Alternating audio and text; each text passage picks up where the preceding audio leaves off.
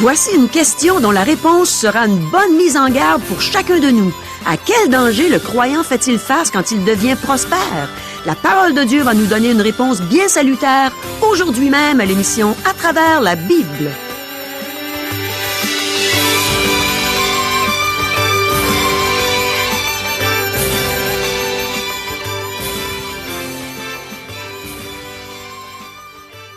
Chers auditeurs, pour en savoir davantage sur le contenu de cette émission, vous pouvez contacter en tout temps Radio Espoir via Internet à www.radioespoir.ca ou par téléphone, sans frais, au 1-877-l'Espoir, 1-877-537-7647. Bonjour, ici Caro. Je trouve donc que Josué est un bel exemple pour nous. Aujourd'hui, on va de nouveau apprendre ce que Dieu désire nous enseigner par sa vie. Voici nos questions. Est-ce que la prospérité peut nous séparer de Dieu? Pourquoi Dieu a-t-il choisi de sauver l'humanité qui se détourne de lui? Pourquoi est-ce que Dieu nous éprouve quand il veut nous utiliser?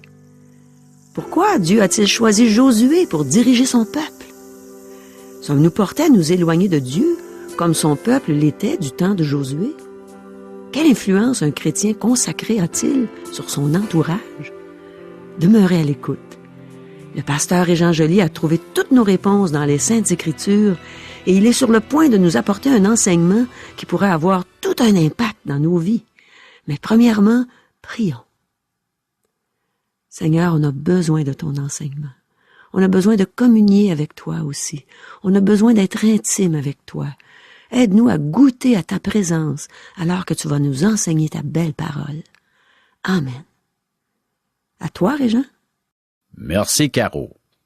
À la dernière émission, Josué a renvoyé les 2 tribus ennemies dans leur possession du côté est du Jourdain. Ensuite, le peuple est entré dans son repos, n'ayant plus d'ennemis les menaçant immédiatement. Ce repos fut cependant temporaire. Le repos d'Israël nous rappelle le repos que nous trouvons dans le Seigneur Jésus-Christ. Dans le chapitre 11 de l'Évangile selon Matthieu, le Seigneur Jésus nous invite tous à entrer dans son repos, à venir à lui pour trouver du repos pour nos âmes. De plus, craignant que les tribus d'Israël établies du côté occidental du Jourdain n'oublient qu'elles font partie du peuple de Dieu, les 2 tribus ennemies, Ruben, Gad et la demi-tribu de Manassé, ont construit un autel gigantesque sur le côté occidental du Jourdain. Ceci a provoqué une vive réaction chez les autres tribus qui craignaient le châtiment de Dieu si la nation se détournait de lui. Cependant, une délégation arriva à la conclusion que les 2 tribus ennemies n'avaient pas l'intention de se détourner de Dieu, ni d'offrir des holocaustes ou des sacrifices sur cet autel. Cela nous enseigne à ne pas réagir trop vite lorsque nous entendons ou voyons quelque chose. Il est important, premièrement, de poser les bonnes questions. Au chapitre 23, Josué convoque les chefs d'Israël et leur demande de repousser leurs ennemis avec courage. Il les assure de la victoire s'ils persévèrent dans les voies de Dieu et s'ils lui demeurent fidèles. Ce n'est pas la première fois que les chefs d'Israël sont convoqués à un lit de mort. Jacob et Moïse l'avaient fait. Jacob a prophétisé au sujet de ses fils et Moïse a prononcé des bénédictions sur les tribus d'Israël. Maintenant, Josué, qui fut leur chef pendant quelques décennies, leur livre un dernier message avant de mourir. Chers amis, débutons notre lecture. Josué chapitre 23, versets 1 à 3. Depuis longtemps, l'Éternel avait donné du repos à Israël, en le délivrant de tous les ennemis qui l'entouraient. Josué était vieux, avancé en âge. Alors Josué convoqua tout Israël, ses anciens, ses chefs, ses juges et ses officiers. Il leur dit, « Je suis vieux, je suis avancé en âge. Vous avez vu tout ce que l'Éternel votre Dieu a fait à toutes ces nations devant vous, car c'est l'Éternel votre Dieu qui a combattu pour vous. Josué convoqua les anciens, les chefs, les juges et les officiers d'Israël pour leur annoncer qu'il partira bientôt.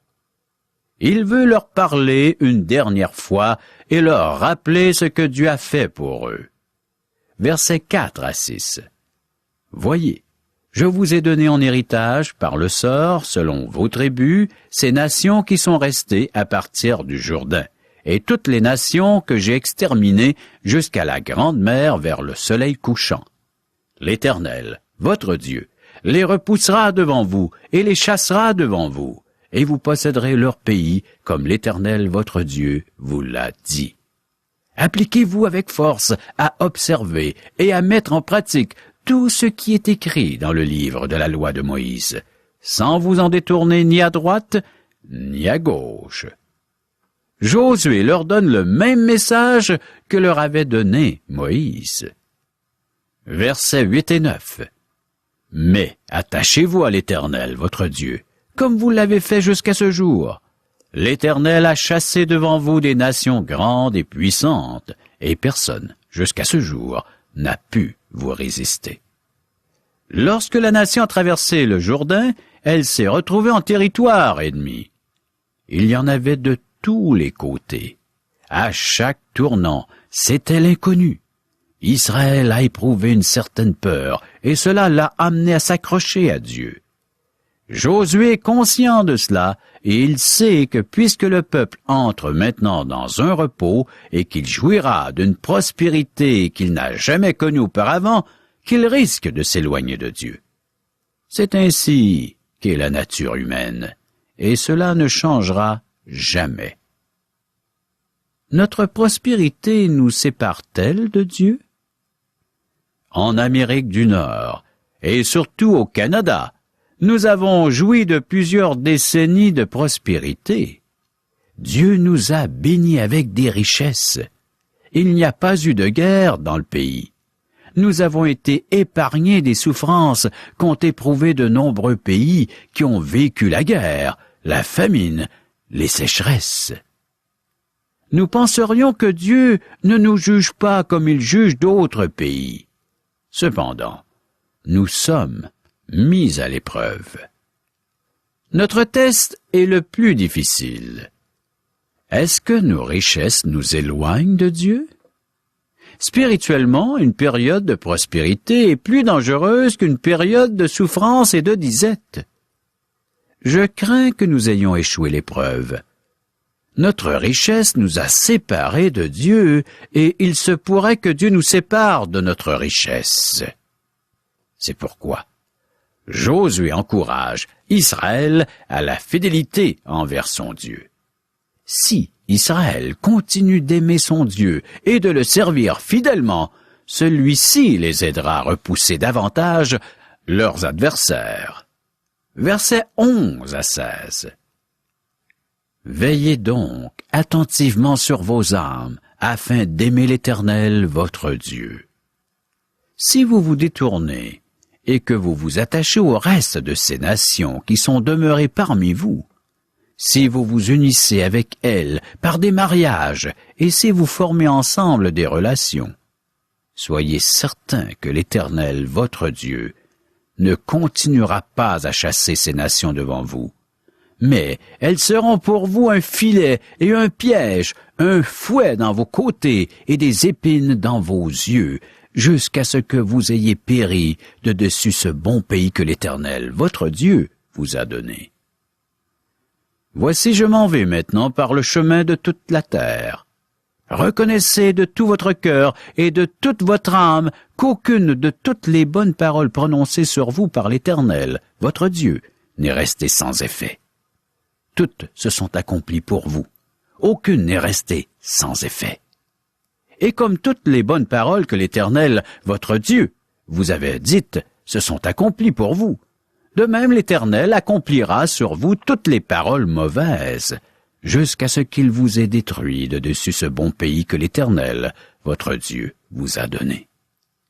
Si vous transgressez l'alliance que l'Éternel, votre Dieu, vous a prescrite, et si vous allez servir d'autres dieux et vous prosterner devant eux, la colère de l'Éternel s'enflammera contre vous, et vous périrez promptement dans le bon pays qu'il vous a donné.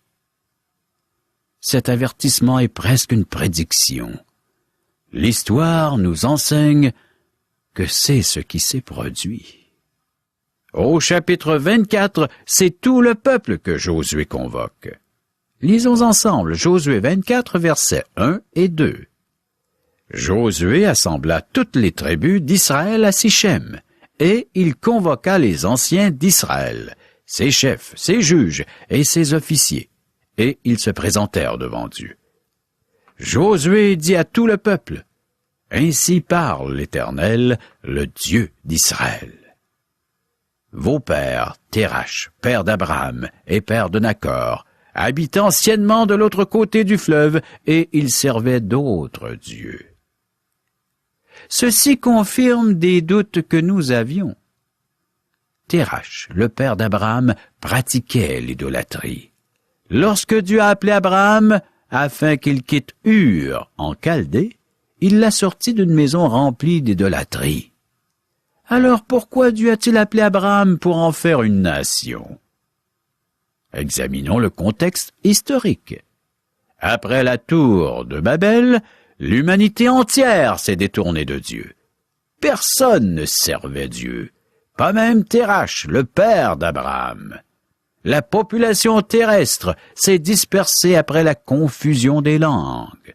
Cependant, tous se sont dispersés avec une certaine connaissance du vrai Dieu, vivant, le Dieu qui avait opéré un miracle.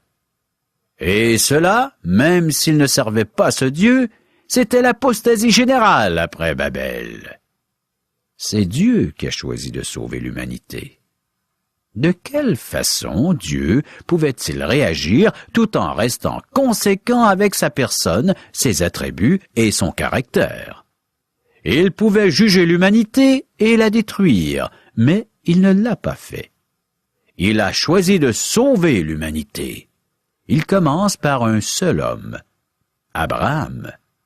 Il devait y avoir une soif de connaître Dieu dans le cœur de cet homme.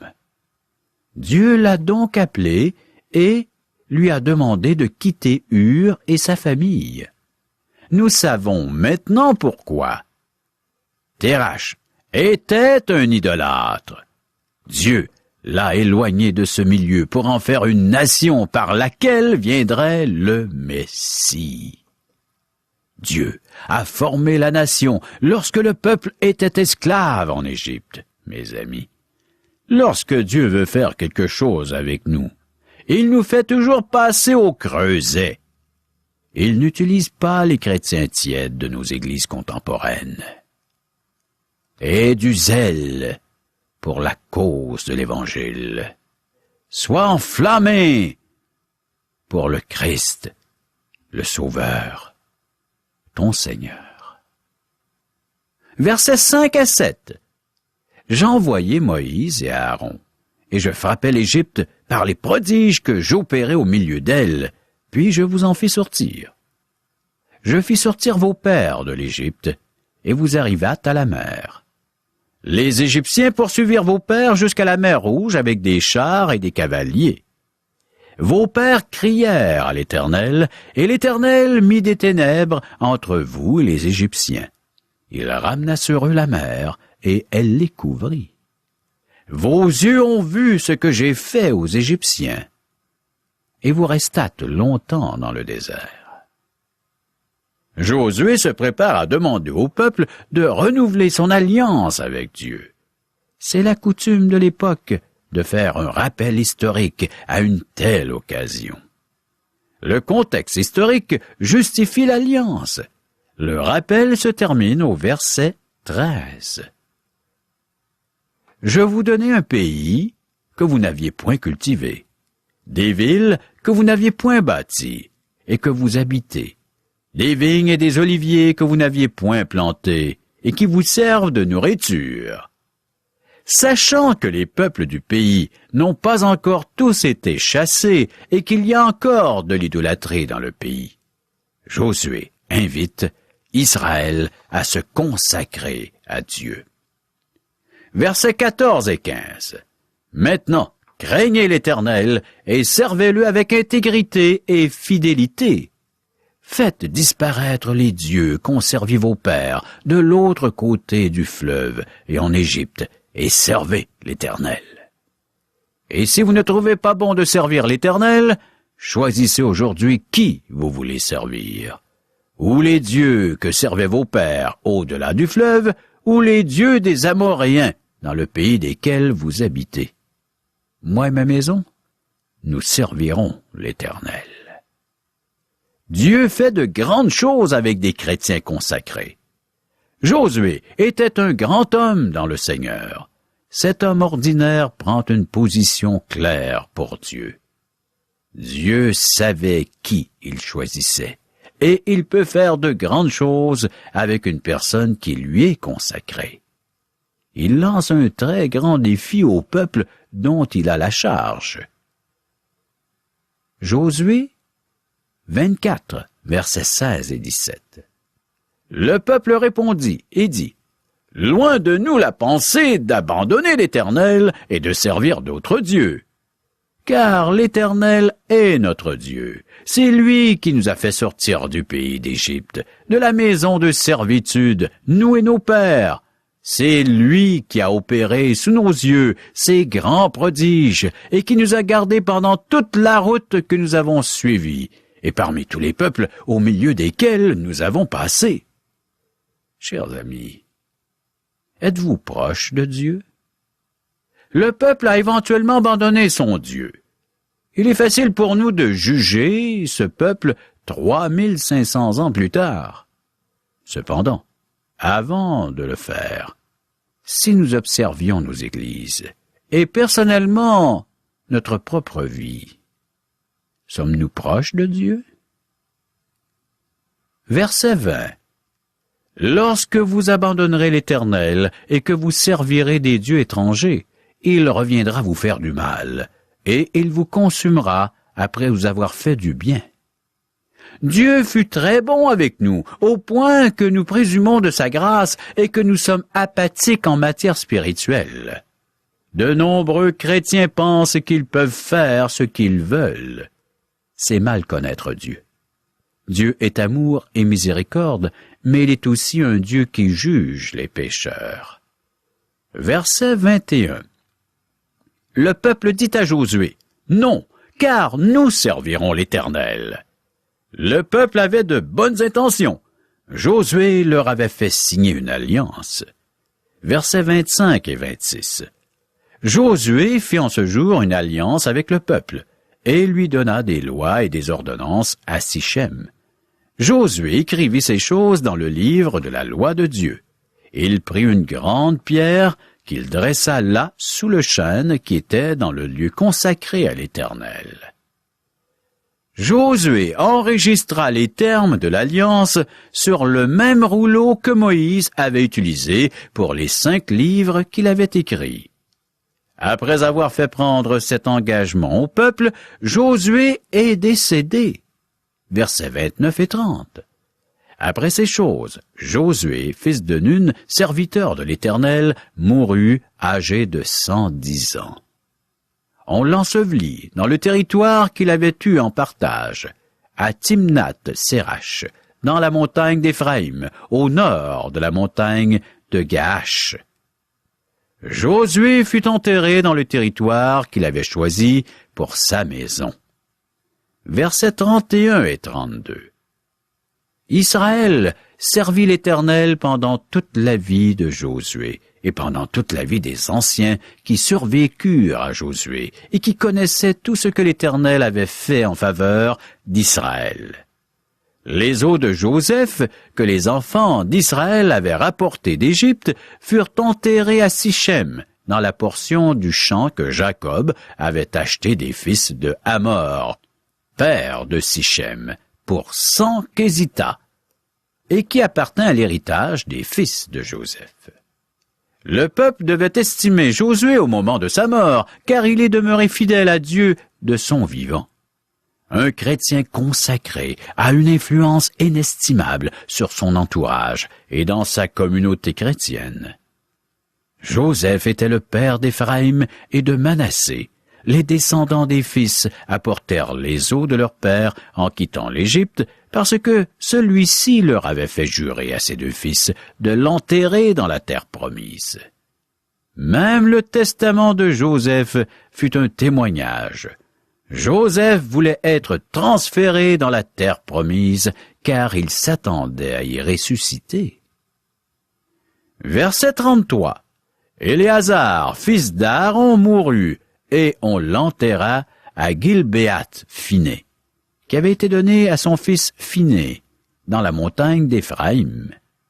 Le livre de Josué ouvre avec la mort de Moïse, et il se termine avec la mort de Josué et d'Éléazar.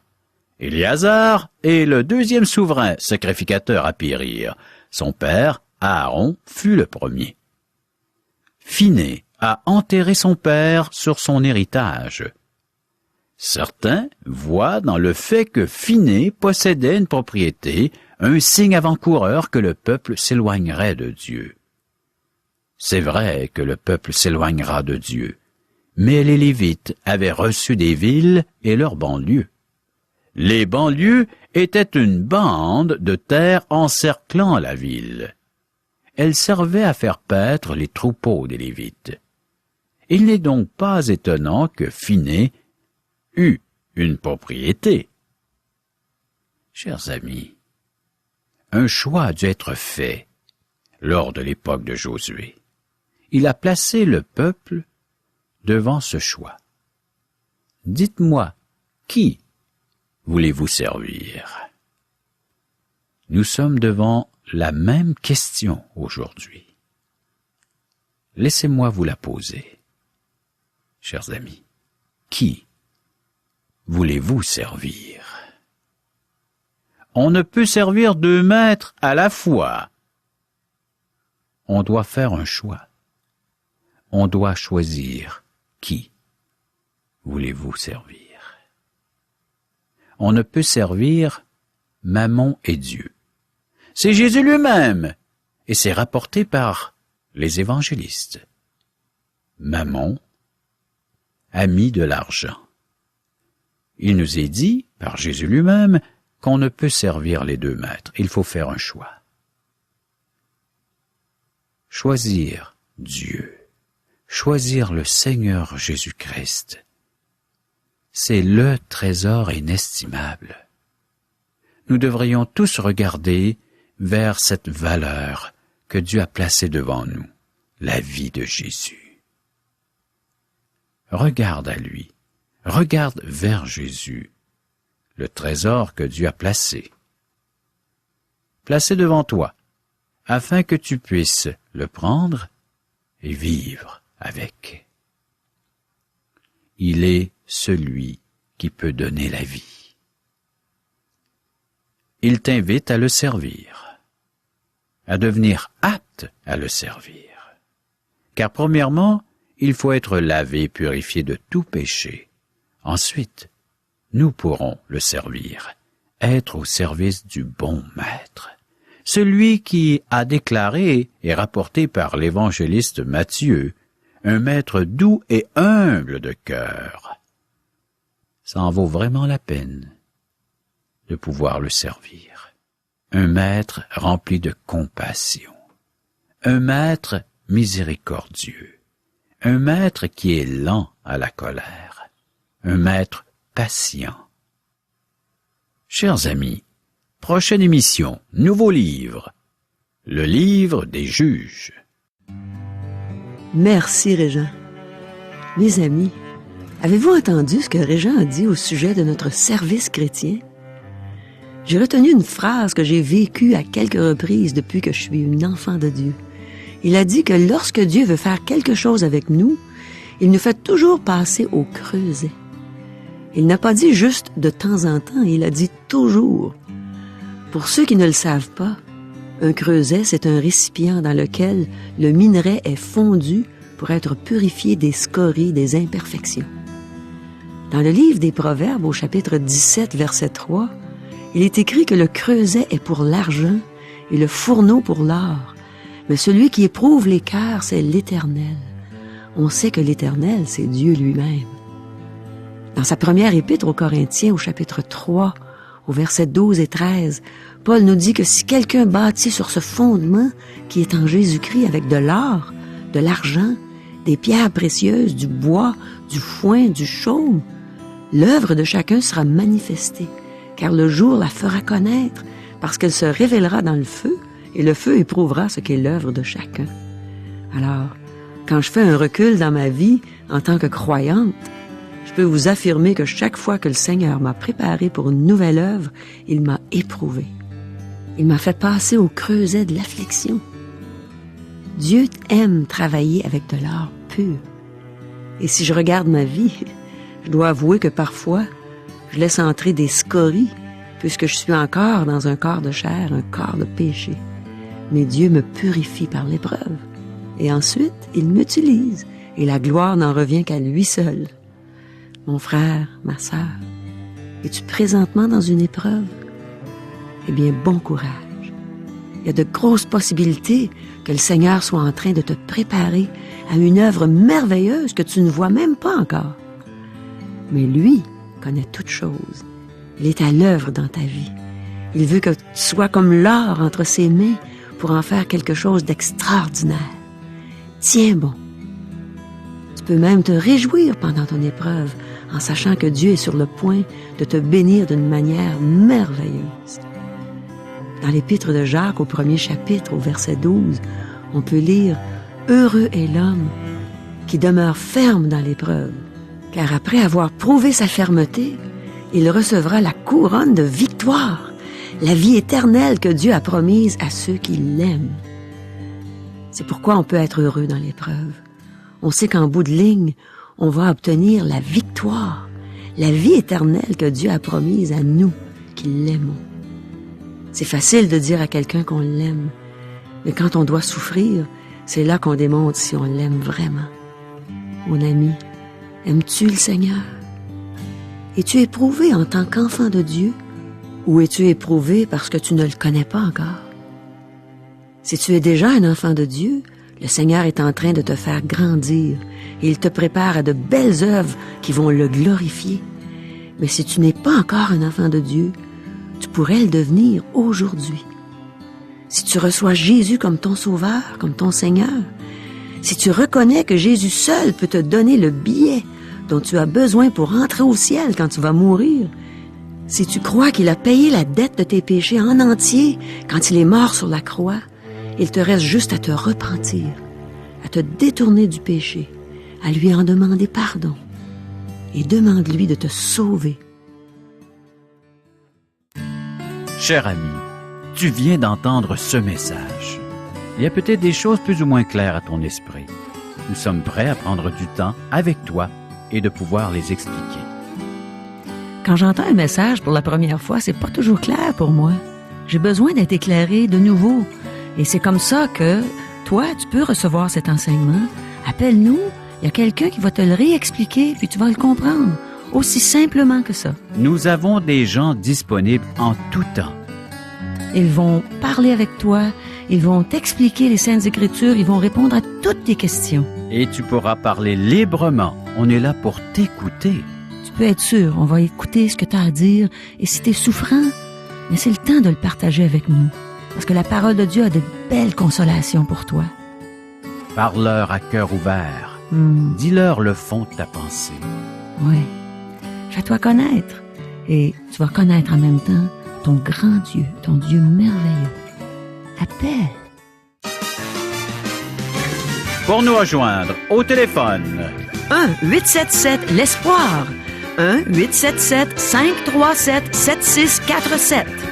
Ou à notre adresse courriel www.radioespoir.ca ou à l'adresse postale. Radio Espoir, casier postal 34 143, Charlebourg, Québec, G1G 6P2. Bonne fin de semaine à tous. Et à lundi.